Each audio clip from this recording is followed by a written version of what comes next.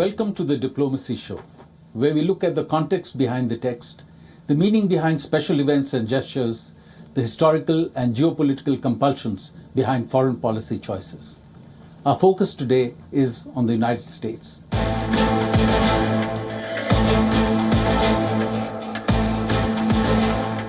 If we are to look at comprehensive national interests, economic, political, security, people to people, the United States is probably India's most important partner.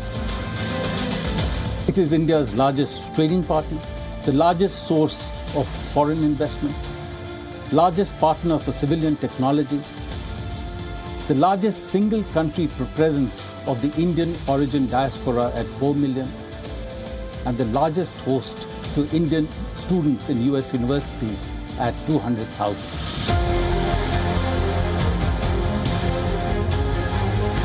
But the United States today presents a conflicting and confusing picture of its global role. It has withdrawn from the Paris Climate Change Agreement. It has walked out of the Trans-Pacific Partnership. It is challenging the relevance of the World Trade Organization and calling into question its commitment to its friends, partners, and allies. To understand where the India-U.S. relationship is in the framework of a world order in flux, we have today as our guest in the studio, Ashley Tellis. Ashley Tellis here in the State Department, in the White House, for a while in the U.S. Embassy in New Delhi, and is currently the Tata Chair for Strategic Affairs and a Senior Fellow as the prestigious Washington, D.C. based think tank, the Carnegie Endowment for International Peace. Ashley, welcome to the show. Thank you so much. It's a pleasure to be here. Ashley, to begin with, if you could explain to us what is happening in the United States. The international order after the Second World War, the order after the dissolution of the Soviet Union in the 1990s, was really something that the US had worked to construct, partly to set the rules and norms under which countries would interact with each other. The US today is calling into question the very norms that it had set. What is the reason for that? Well, there is a debate going on in the United States which has very far-reaching implications. Mm-hmm. But it's a debate that is taking place at two levels. And the debate about the US role in the world is an extension of a far more fundamental debate. So let me start with that fundamental debate and then talk about the second debate, which is about the role in the world. Certainly. Go ahead. The fundamental debate in the United States today is, what is this nation about?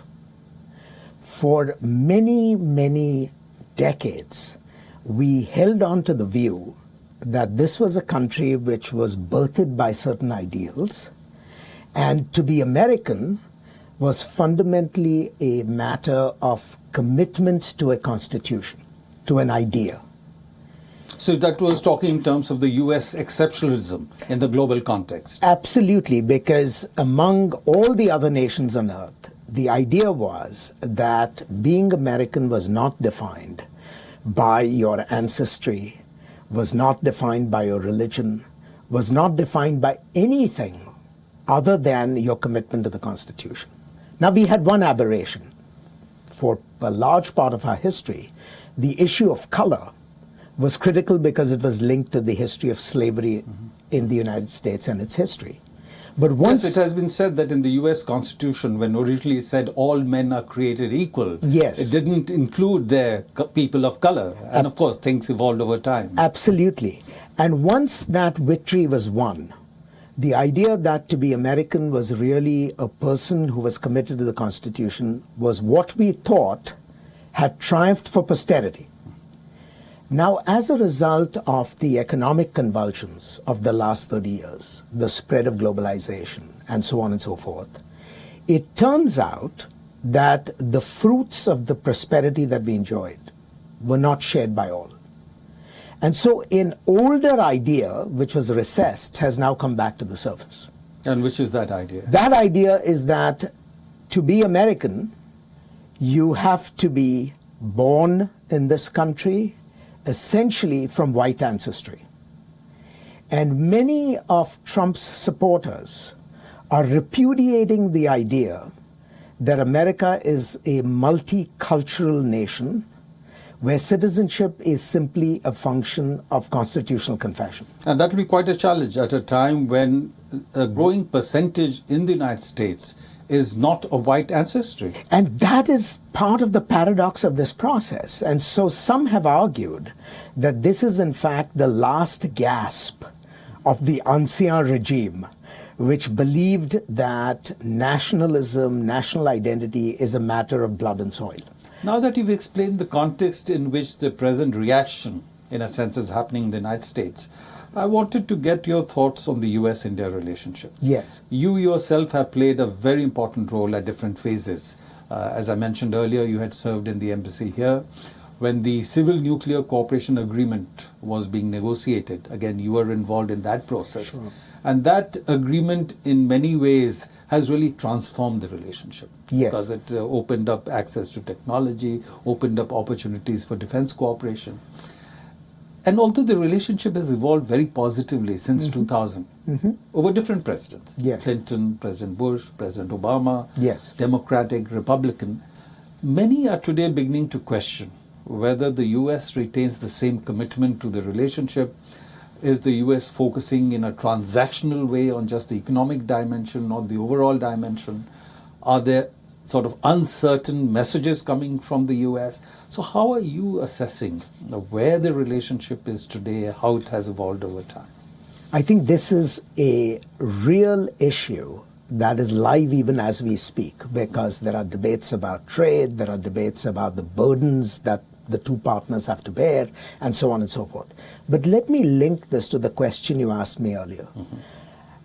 Part of the change that is occurring in the United States with these debates about American identity, what does it mean to be American, has an extension in the debates about America's role in the world. The old vision that became very concrete after World War II was that the United States was now going to create a new world order that, of course, was designed to serve its interests, but which would be marked by what could best be described as an asymmetrical compact. And that asymmetrical compact was that the United States would bear the burdens to uphold the system, because at the end of the day, the US was the greatest beneficiary of a system that was liberal, that essentially was sympathetic to the values of the United States, and that would serve as a protective buffer for US interests. Now, because of the costs that one section of American society is bearing because of globalization, there is a revolt against this view of the US as the burden bearer for the rest of the international system. You are seeing that in the debates that are occurring in the United States about alliances, about its obligations to international institutions, and so on and so forth. And so you've got to understand the current challenges that face the US-India relationship in that context. So when I served in the Bush administration, the vision that we had was the US is a superpower. India is a rapidly developing economy, but is still a developing economy. And so the expectation was the United States would continue to bear burdens and not ask India to reciprocally pay costs for the sake of a robust partnership. That view really survived from the Bush administration to the Obama administration. In fact, I recall that the time of the Obama administration, when I had been serving in the Indian Embassy in Washington, Yes. The message from the administration was that they see the rise of India to be in US interest. Yes. And what one hears now, that with the US withdrawing, for example, the GSP benefits to India, it's a very different message. Yes, it is a different message, but let me put it in context. The view now is that we still value India's rise. I don't think that principle has been repudiated.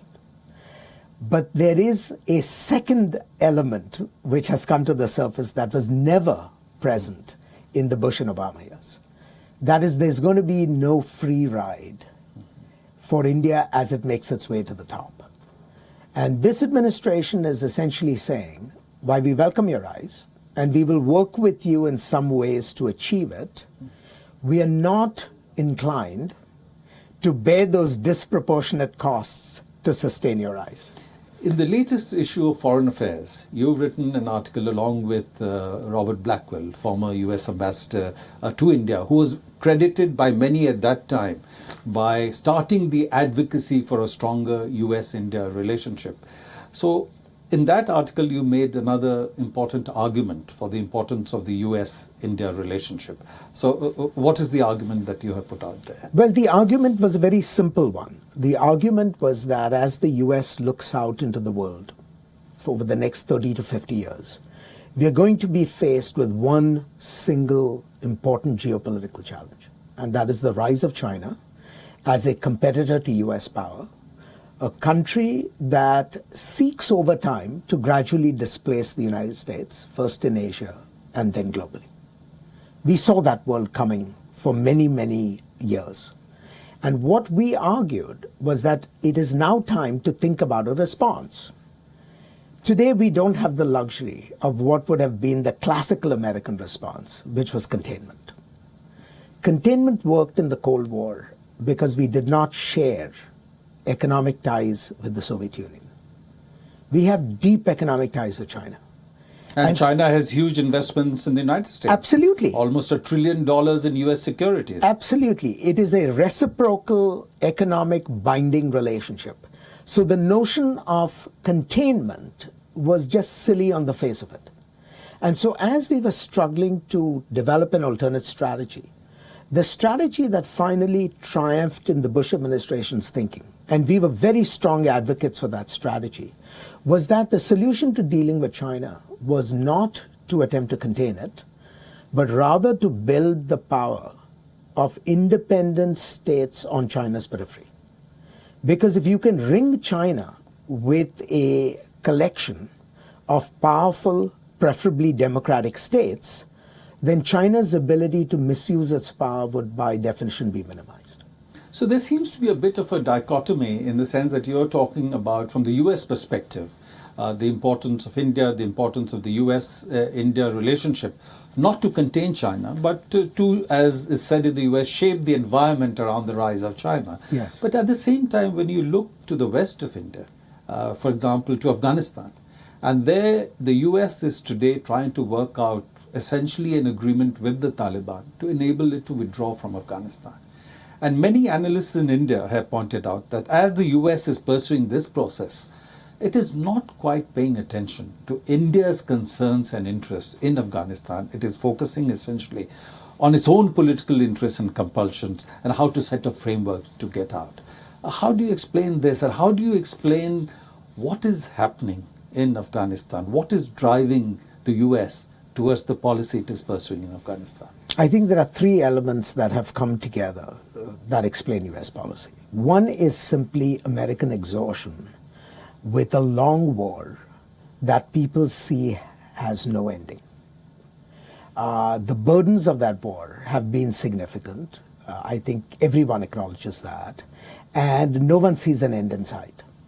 And it's gone on for 18 years. It's America's longest war. Mm-hmm. And so that's the first factor. So the president has essentially concatenated all the disenchantment with that American commitment and now wants out.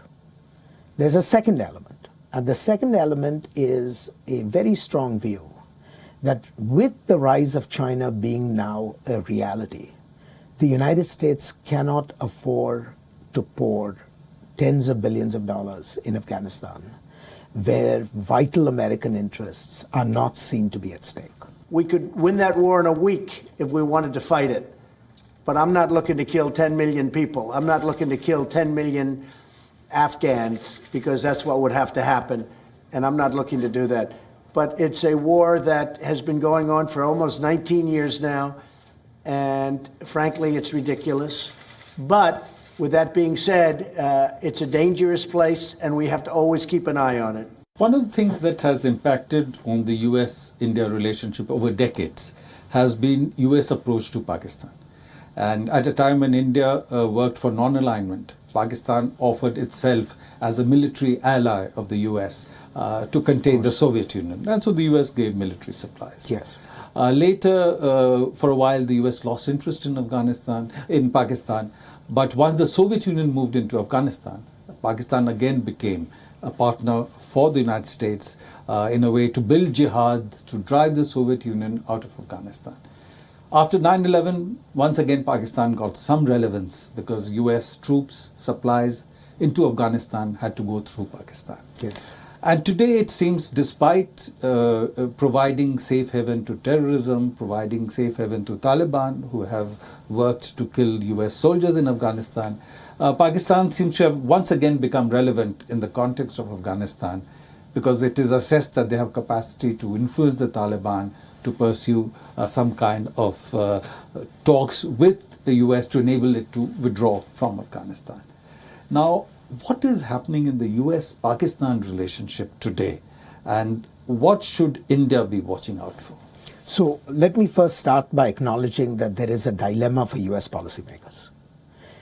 While they understand clearly the history of Pakistan's perfidy, especially since 9/11, they recognize that there is a need for Pakistan with respect to the end game in Afghanistan. We all know that the Taliban leadership is ensconced in Pakistan. We all know that the Pakistani military and intelligence services have long-standing links to the Quetta Shura and to the Taliban leadership. And therefore, it's logical that the US would need the Pakistanis to, shall we say, exercise their influence on getting the Taliban leadership to engage in a cooperative negotiation that allows us to exit. Having said that, however, I think there has been one very important change in US policy towards Pakistan. The age of generous US military assistance is over. And the Trump administration, to its credit, has managed to press Pakistan into adopting a posture of cooperation without either promising or opening the floodgates of economic and military assistance of the kind that Pakistan enjoyed for close to 20 years. I think that would certainly be important. I recall that in February 2016, the Obama administration had decided to supply F-16 aircraft to Pakistan again. But then the US Congress blocked it. Yes. And of course, recently the Trump administration has authorized a supply of about 125 million worth of defense equipment. But we have to see how that plays out. And in India, people were a little surprised to see President Trump talking to Prime Minister Imran Khan and suggesting that the Indian Prime Minister had asked him for mediation on Kashmir, which of course was denied by the Indian side. But more important, it was simply unlikely to be true, given India's position for more than 50 years that there's no scope for any third-party role on the Kashmir issue or on any India-Pakistan issues. But taking off from one of the comments you made regarding the US-India relationship in the context of China, a new buzz phrase in the international lexicon is the Indo-Pacific. Yes. The US has renamed its Pacific Command as the Indo-Pacific Command. US and India issued a joint statement in January 2015 about their joint strategic vision for the Indian Ocean and the Pacific. So how do you see the theater of the Indo-Pacific as area of cooperation, architectures of security, the US, India, Japan trilateral, the US, India, Japan, Australia quadrilateral? How do you see that evolving? Well, it's interesting that I think the Indo-Pacific theater has now become the single most important strategic theater for American military planning. And odd as it may seem, it's not an American invention. The invention is actually China's, even though the Chinese have never talked about the Indo-Pacific. And now they say that the concept has no relevance. That's right.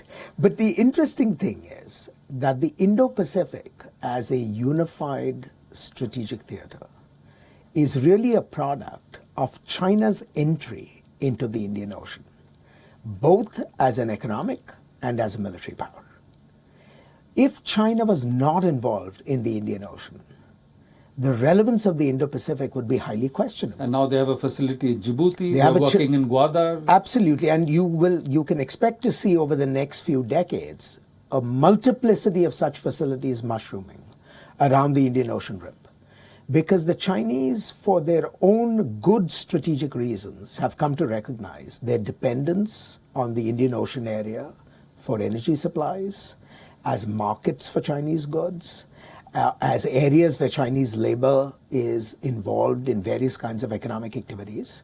So as far as China is concerned, the Indian Ocean has now become extrinsically valuable to China. And as a result of that reality, the Western Pacific, or East Asia, and the Indian Ocean have now become two conjoint strategic theaters. And so when people talk about the Indo-Pacific, I make it a point to remind them that although we may claim the credit for the title, the reality of creating a new conjoint theater is really owed to the Chinese. Mm-hmm. And it's a reflection of China's evolution as a great power. Mm-hmm. Now, what does this mean? What this means is, once again, we have to deal with China across a much bigger geographical space than one imagined 30 years ago. 30 years ago, the problems of China were Taiwan, maybe Japan, maybe Southeast Asia. But that was the limits of what China's challenge to the US and to the West was. Today, China is a global power. And its military footprint has extended way beyond East Asia into the Indian Ocean. In 1971, US reached out to China partly as a way of sharpening the Sino-Soviet split. Yes. With Henry Kissinger's secret visit to China. And that helped the US manage the global balance of power. In today's context, by contrast, yes, US seems to be driving Russia more towards China because of the kind of actions it has taken against Russia. When you see China as a growing technological military competitor, so how should US restructure its relationship with Russia? And is there any possibility of that? Well, in an ideal world, we would have a strategy that focuses on peeling the Russians away from China.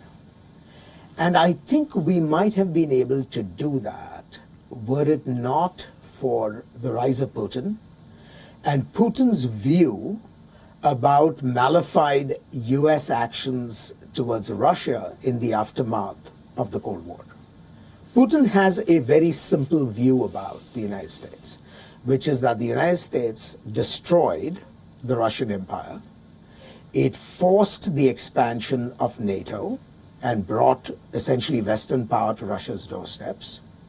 And it has supported colored revolutions in various countries that were part of the erstwhile Russian sphere of influence. All these three elements in Putin's worldview constitute manifest dangers that the United States poses to Russia. And so he's done what one would imagine him to do, which is he's looked around for friends, and the only friend he could find who was sort of somewhat reliable in this context is another country that also has a serious rivalry with the United States, and that's China. Well, as you know, Ashley, India has a very strong relationship with Russia, a traditional defense partner, very strong political cooperation. And recently, when the issue of India-Pakistan relations was brought up in close consultations yes, at the UN Security Council at China's behest, Russia's message was very clear that, you know, in terms of went along with the Indian position, that it is essentially a bilateral issue to be discussed. But recently the US has walked out of the INF treaty, which it had with Russia. Yes. And there are concerns about what does it mean in terms of nuclear weapons, in terms of stability, security-related stability, and whether China should be brought into any future agreement of this kind. How are you evaluating the developments in this regard? I mean, this is, for once, a defensible American reaction to what has been a Russian violation of the INF Treaty for years. This violation came to light actually in the Obama administration. But the Obama administration made the political judgment that it didn't want to call the Russians to account on this question. The Trump administration has taken the view that if you are a signatory to the treaty, you ought to uphold its obligations. And if you choose not to uphold its obligations, then we are freed from the obligation of also following compliance with the treaty's requirements. So we walked out of the treaty. What will happen in the near term, I think, is minimal, because I don't think there are any fundamental changes in the military balance that are going to occur as a result of the breakdown of the INF Treaty. But the longer term environment is much more uncertain. And it's uncertain because the United States will develop some kinds of systems, new systems, that were previously prohibited. And this will be done not because of Russia, because I think we have enough military capability vis-a-vis Russia. But this walking out of the INF actually gives us new opportunities for dealing with China. Mm-hmm. Because as you pointed out, the INF treaty was a US-Russia agreement. The Chinese were not part of it. And so the Chinese have spent the better part of 2 decades building up military capabilities that are prohibited for Russia and the United States, but not for China. Ashley, I wanted to thank you for being with us and discussing not just the US-India relationship, its opportunities, challenges, but the whole US posture in the global context, and touching upon several of the other important issues which have a bearing on the US-India relationship: Afghanistan, Pakistan, China. So thank you. Thank you for sparing the time and being with us here today. It's a pleasure. I look forward to doing this again.